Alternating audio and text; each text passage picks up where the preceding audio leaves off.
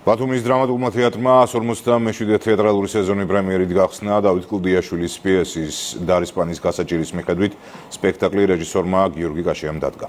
მსახიობებმა მაყურებელს ქართული კლასიკური დრამატურგიის გამორჩეული ნიმუშის განახლებული ვერსია უჩვენეს. ჟორნა კოპალეიშვილის რეპორტაჟი.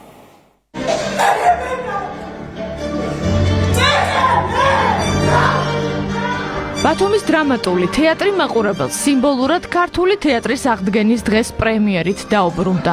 157 სეზონი ქართული დრამატურგიის გამორჩეული ავტორის დავით კლდიაშვილის გმირებმა გახსნეს. კლასიკად ქცეული კომედია დარისპანის გასაჭირი რეჟისორმა გიორგი კაშიამ ამჯერად თანამედროვე სცენური ვერსიის სახით შესთავაზა მაყურებელს. ვინც იცის ეს პიესა მათ წარმოდგენებში მე ვიცი რომ სულ სხვა დარისპანია ჩოხაში, წვერში, აი ის ძველი დარისპანი, იმერელი, აზნაური დარისპანი, აი აქ აბსოლუტურად სხვა სივრცეში მიწევს მუშაობა, თანამედროვედ არის გადაწყვეტილი და ამდენად მეტად საინტერესოა.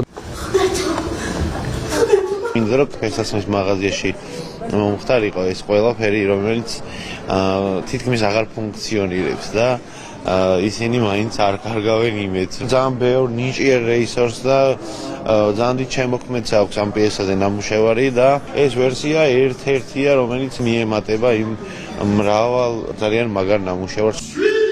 სხვა დროსა და ეპოქაშიც დარისპანის გასაჭირი ჩვეული კომიკურობითა და ტრაგიზმით თამაშდება. კლდიაშვილის თითოეული გმირი თანამედროვე რეალობაშიც რჩება ტრაგიკული, მაგრამ მაინც ხიმილის მომგვრელი. დარისპანის გასაჭირი ერქვა, მაგრამ გადმოტანილი იყო აი ახალ დროში და რაღაც გროტესკიც იყო.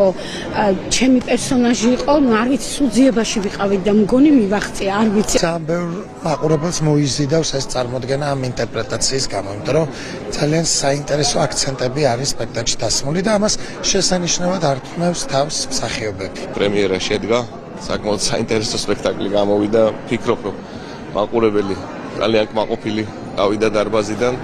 თანამედროვე ყოფაში მოგზაური კლდიაშვილის გმირების წარმატებული პრემიერის შემდეგ ბათუმის დრამატული თეატრი 28 იანვარს მაყურებელს მორიგ პრემიერაზე ელის.